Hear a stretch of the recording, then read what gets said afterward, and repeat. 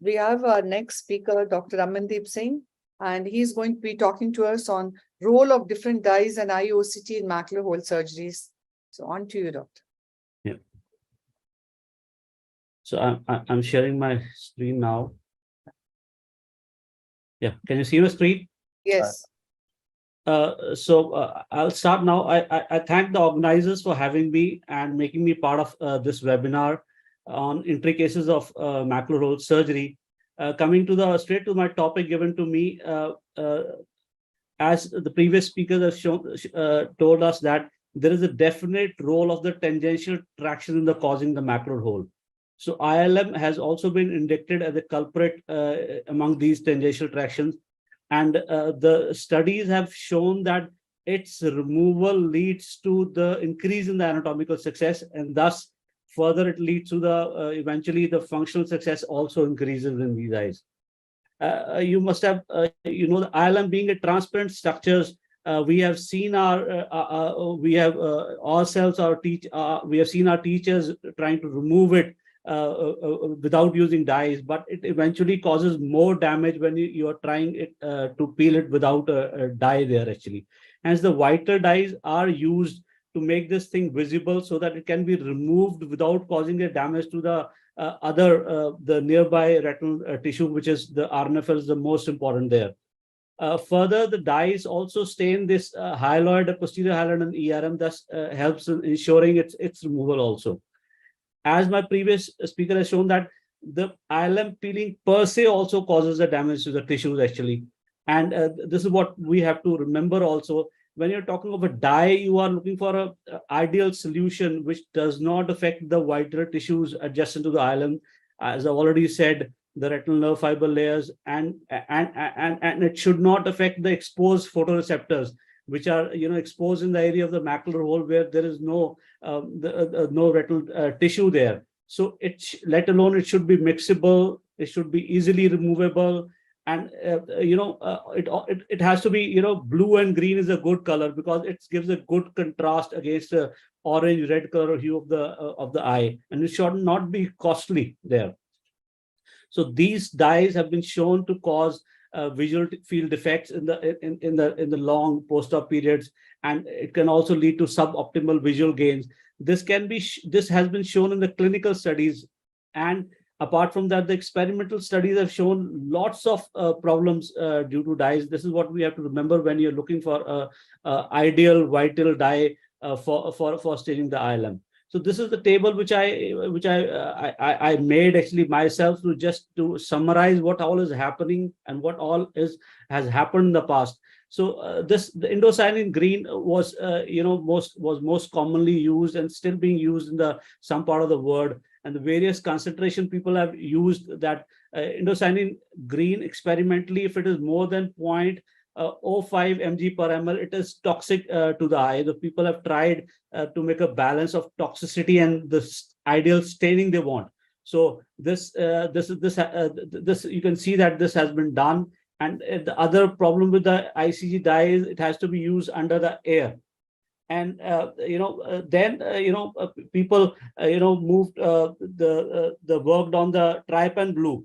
See, this is not a trypan blue which is used for the anterior capsule staining, so you have to take care that is 0.06%, but this is 0.15% we are using, and it takes care of only ERM and PVR. So it was not worth using it for the ILM staining. And then there was in the market there was a kind of a dye where they combined the trypan blue and the BBG and polyethylene glycol so that it can be used under the liquid. The issue is people don't want to let the dye spread into the whole eye so that it can do damage to all the tissues. So you want something which is concentrated in the posterior pole. So this has been used, but again the cost is there. And then the commercially available BBG with only PEG is there, which is ideal for a macular hole, and again it is to be used for 60 to 120 second in fluid. And then because of the non-availability of this PEG there in the commercially available dyes in India, the people have used cold BBG with Hartmann solution so that it sinks there in the posterior pole. and then people have used the distilled water there. I'm very fond of this work by Dr. Dhananjay Shukla and his team while he was in Arvind. So they have used this. We use it this dye nowadays in this concentration. So this is like BBG in a 10% dextrose solution. They propose that use it 2:1 ratio, and ultimately the commercially available dye is 0.05%. And then if you mix it in the 2:1 concentration, it takes care of the the concentration becomes 0.33%, and use it for 60 to 120 seconds there in fluid. But what is important here is you have to use only 0.1 ml or 0.15 ml of dye. Do not inject because the dye is going to settle in the plane you want actually. So do not over inject. So if you inject more dye, if you leave it in the retina for more time, if you let your endolight inside the eye during that time, it will cause more damage. So these are the things you have to take care that don't check the concentration, check the time, keep the the sclerotomies plugged there and the bottle height down, or so that there is no side effects of the dye, and take it out within 60 to 120 seconds. You will know your kind of a thing, that what kind of a color you want to work with. And this is just a video to show that how nicely this a viscous kind of a thing is there. This solution is, and how it nicely spreads. And once you take it out, and gives you a nice stain there. And this works very well in our hands. We are using for the last more than 5 years there. So my next topic was the intraoperative OCT. What is the use of intraoperative OCT? Was macular hole surgery. So this machine is there with us for now more than half a decade. So you can see how I can get a view while I'm operating with the microscope eyepiece and on the angioities. In both ways, I can use IOCT. IOCT has been shown that it increases the decision making, or it improves the decision making by 30% in all the macular hole surgeries. You have to remember that. What about in macular hole surgery? How does it help us? So when the macular hole surgery started, we've been staining everything, and we were running we were operating under IOCT with everything. But for things like ERM, because we know that the IOCT has a kind of a resolution, it picks the ERM very nicely. And while I'm doing a vitrectomy and peeling off the ERM, I can see that it has been peeled off nicely. But this is not the same with the ILM. Present days OCT does not have resolution with which I can pick a ILM with the naked eye. I wish we have that kind of a IOCT one day, with which the ILM need not be stained, and it can be removed using IOCT or some other technique. So dyes use can be negated. You can see that how it has been done. So we were using in like in every case of a macular hole, just to show that how it happens. We were using in case of the neurosensory graft, and so that how the graft is nicely placed in the intraoperative OCT. But one would argue, and I definitely agree with them, there is no definite use of IOCT in this. This can be done with the naked eye, that's okay. But where the role is in this condition. This is the pathological myopia with macular hole. No way with the staining you can say exactly where your ILM, you have placed it over the macular hole or not. So this is, you can see that how after the peeling, the ILM is being filled by filling the macular hole, be it a multi-layered flap or a single flap. And so this is the important thing. And this video, you can see this was the case with the macular hole with the surrounding detachment. You can see, I can see the ILM there after staining, but only the IOCT will tell me whether I have put on the right place or not. Yeah, I'm finishing. Yeah. Yeah.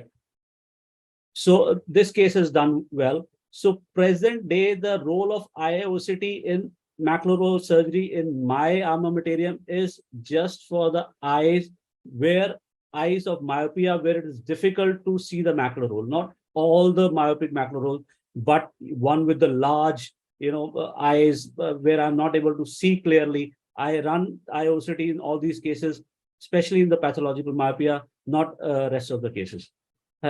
Thank you so much for your patient hearing. Yeah. Thank you. Thank you very much, Dr. Ramandeep. Yeah. Sir, extremely good surgeries. Thank you so much for the excellent presentation. Had a doubt, sir. When we are using these instruments, there is a back shadowing. Does it really interfere with the surgery, or is there anything like you are seeing the live feedback? So this back shadowing and the lag time, is there any problem dealing with? See, your last question, there is no issue with the lag time. Now, the recent machines does not have any lag time. This lag time is, for the posterior segment surgeon is not there. It was bothering the fast, phaco surgeons, anterior segment surgeon. For that also, lag time has been taken care of. For the shadows, you can only pray to the God that they bring in more instruments which do not have shadow there. So we have to wait for the technology to come. There was a third question also. What was the third question? Only these questions about the back. Back shadow, you can only pray. But yes, the back shadow initially does cause problem, but once you gain experience on the machine, it doesn't bother you at all. Yeah, it doesn't bother you. Sir, Jasindra sir, I guess you were also on Dr. Shukla's team on that work. Does it staining under air? Does it alter any toxicity, or it gives you a better staining? So does it make any change? I think with the DNS, you don't need air for that actually. So I think that is what is BBG with DNS is taking care. It decreases your time actually. So I think if something can be done under the liquid, it's better. But yes, for the ICG and other dyes, yes, the under air is always preferable, but not for BBG. Yeah. I think air came into use only for trypan blue, which had a very poor staining. For BBG and heavy BBG using dextrose, there is hardly a need, because all the dye falls on the posterior pole. Absolutely. And you need to use very less amount. The volume of dye used is minimal.